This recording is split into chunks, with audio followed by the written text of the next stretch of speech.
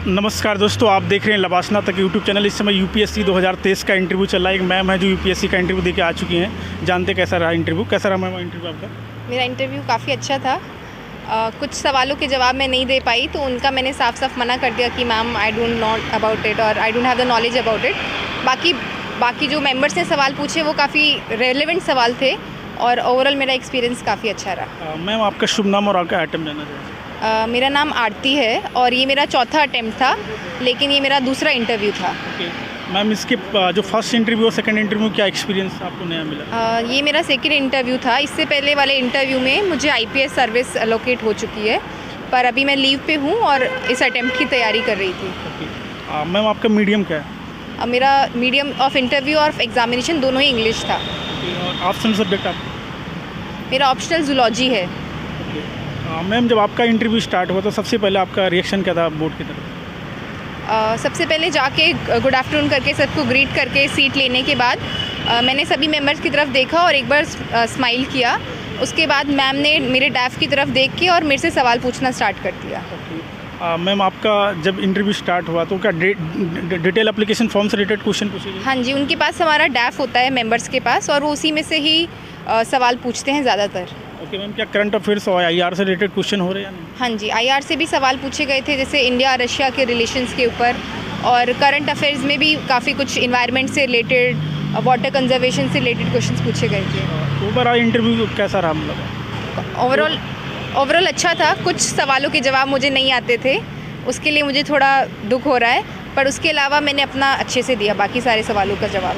Ma'am अभी prelims 2024 नज़दीक है, आपने प्रीलिम्स की कैसे प्रिपरेशन करी थी और किसी को कैसे करना चाहिए? प्रीलिम्स के लिए मैंने बहुत ज़्यादा एम्फेसिस डाला था प्रीवियस ईयर क्वेश्चंस के ऊपर। पिछले 5 से 10 सालों के आप प्रीवियस ईयर क्वेश्चंस को अच्छे से करके जाइए। उसके अलावा जो आपकी स्टैंडर्ड बुक्स हैं, जैसे कि लक्ष्मीकांत हो गई, आपकी स्पेक्ट्रम हो गई, उनको कम से कम 1 या 2 बार रिवाइज़ करके और सब्जेक्ट स्पेसिफिक क्वेश्चंस भी आप लगा सकते हैं। उससे आपकी क्लैरिटी एनहांस हो जाएगी सब्जेक्ट की।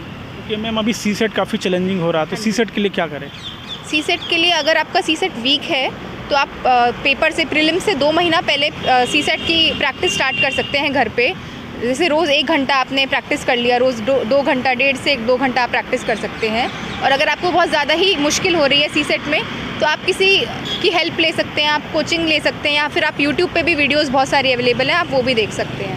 ओके मैम, आपकी मेंस की आपने कैसे प्रिपरेशन करी थी और कोई कैसा कर सकता है? मेंस में मेन तो मेरा जो ऑप्शनल था वो जूलॉजी है, तो वो मेरा पोस्ट ग्रेजुएशन में और ग्रेजुएशन में सब्जेक्ट रहा है, तो उसमें मुझे इतनी आपत्ति नहीं आई उसको तैयार करने में। और बाकी सारे जो सब्जेक्ट्स थे GS1 GS2 इन सब के मैंने शॉर्ट नोट्स बना लिए थे एक रजिस्टर में। मैं पूरा साल न्यूज़पेपर पढ़ती थी और उससे अपने नोट्स बनाती थी। फिर उसमें से जो मुझे मेंस के लिए इंपॉर्टेंट लगा वो सब मैंने अपनी उस एक नोटबुक में लिख लिया और मैं उसको बार बार रिवाइज करती रही और साथ में आंसर राइटिंग भी मैंने की थी।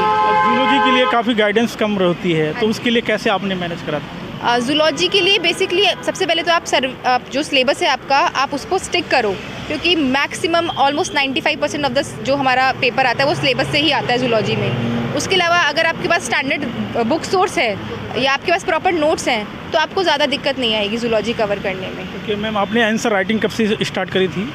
आंसर राइटिंग मैंने मेरा जब प्री का रिजल्ट आ गया था और मेंस का मुझे था कि अब मेरे को मेंस देना है, उसके बाद ही मैंने आंसर राइटिंग स्टार्ट की थी। ओके मैम, आपने इंटरव्यू की प्रिपरेशन कैसे करी थी? इंटरव्यू की प्रिपरेशन मैंने घर रह के ही की है। मैं मेनली न्यूज़पेपर पढ़ती थी और थोड़ा बहुत जो हमारे स्टैटिक पोर्शन होता है उसको रिवाइज़ करती थी। उसके अलावा मैंने 3-4 मॉक दिए थे। ओके मैम, मॉक इंटरव्यू और ये आपका रियल इंटरव्यू में क्या डिफरेंस है आपको दिखता है? एक तो जो आप फील करते हैं सबसे बड़ा डिफरेंस उसी का ही है कि रियल इंटरव्यू में आपके ऊपर जो स्ट्रेस होता है, जो आपके अंडर प्रेशर होता है, वो थोड़ा ज़्यादा होता है as compare to real interview, as compare to mock interview. Overall nature of questions में भी थोड़ा हम कह सकते हैं वो इधर उधर कर देते हैं। जैसे बहुत सारे बोर्ड्स हैं वो आपके डैफ से बहुत कम क्वेश्चंस पूछते हैं और बहुत सारे बोर्ड्स ऐसे जो आपके पूरा जो इंटरव्यू है वो डैफ से ही पूछ लेते हैं, तो ये भी एक चेंज होता है रियल इंटरव्यू में और मॉक इंटरव्यू में। ओके मैम, आपने यूपीएससी की प्रिपरेशन कब से शुरुआत करी थी? यूपीएससी की प्रिपरेशन मैंने 2020 से अच्छे से शुरुआत कर दी थी और तब से मैं अटेम्प्ट देती आई हूँ और ये मेरा चौथा अटेम्प्ट था। क्या आपने कोई कोचिंग ली थी आपसे? नहीं, मैंने घर रह के ही तैयारी की थी खुद से। ओके मैम, आपने अभी 2020 से शायद आप तैयारी करी, तो आप भी कभी आपको डिमोटिवेशन आया? अगर आया तो आपने कैसे मैनेज करा? डिमोटिवेशन आ जाता है क्योंकि हम पूरा साल मेहनत करते रहते हैं, 8-10 घंटे पढ़ाई करते रहते हैं, लेकिन कभी भी अगर डिमोटिवेशन आए तो उस टाइम पे आप 2 दिन का 4 दिन का ब्रेक ले लीजिए। आप कहीं घूमने चले जाइए या आप अपने किसी फ्रेंड के पास चले जाइए। उसके अलावा अगर आपकी एक कम्युनिटी है फ्रेंड्स की जिनसे आप डिस्कस कर सकते हो कि यार मुझसे पढ़ाई नहीं हो रही है या मैं फोकस नहीं कर पा रहा, तो आपको लगेगा कि आप वाली प्रॉब्लम बहुत और लोग भी फेस कर रहे हैं और वो बहुत नॉर्मल है। 1-2 दिन के बाद आप देखोगे कि आप फिर से अच्छे से पढ़ाई कर पा रहे हो। तो 1-2 दिन का ब्रेक ले लेना चाहिए अगर आप डिमोटिवेट हो रहे हो तो। ओके मैम, कभी कभी क्या होता है ना, प्रिपरेशन छोड़ देनी चाहिए, फिर क्या करें ऐसे में आता है अगर ऐसा कुछ आ रहा है?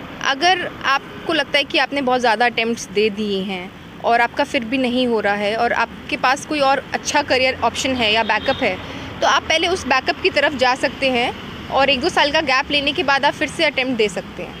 ओके मैम, अभी प्रीलिम्स आ रहा, तो ऐसी 2-4 बातें बताएं जो काफ़ी बहुत ज़्यादा महत्वपूर्ण है। ऐसे में मैं कहूँगी कि क्योंकि 1-2 साल से यूपीएससी के पेपर का पैटर्न चेंज हो रहा है, तो अपने आप को उस पैटर्न के लिए थोड़ा तैयार करके जाइए। उसके अलावा प्रीवियस ईयर क्वेश्चंस को ध्यान में रख के जाइए और सीसेट पे बहुत ज़्यादा फोकस रखें, क्योंकि बहुत सारे बच्चे हैं जो जीएस के पेपर में तो पास हो जा रहे हैं लेकिन उनका सीसेट क्लियर नहीं हो पा रहा है, तो सीसेट को अपने अच्छे से प्रैक्टिस करके जाइए। ओके मैम, लास्ट मैसेज क्या रहेगा जो यूपीएससी की तैयारी करते हैं? लास्ट मैसेज यही है कि बहुत मुश्किल है जो ये पूरी प्रोसेस है, लेकिन ऐसा नहीं है कि नहीं होता है, बच्चों का होता भी है। तो आपसे जब तक हो पाए तब तक आप मेहनत करते जाइए और बाय चांस अगर नहीं भी होता है तो बहुत सारी और चीज़ें हैं लाइफ में करने के लिए। हताश होने की ज़रूरत नहीं है कि मेरा अगर यूपीएससी नहीं निकला तो मैं कुछ भी नहीं कर पाऊँगा। आप समय लेके दूसरी चीज़ों की तरफ भी अपना ध्यान लगा सकते हैं। ये बेस्ट ऑफ लक मैम, मुझे उम्मीद है इस बार आपका आईएएस सेलेक्ट होगा। Thank you. Thank you so much. Thank you.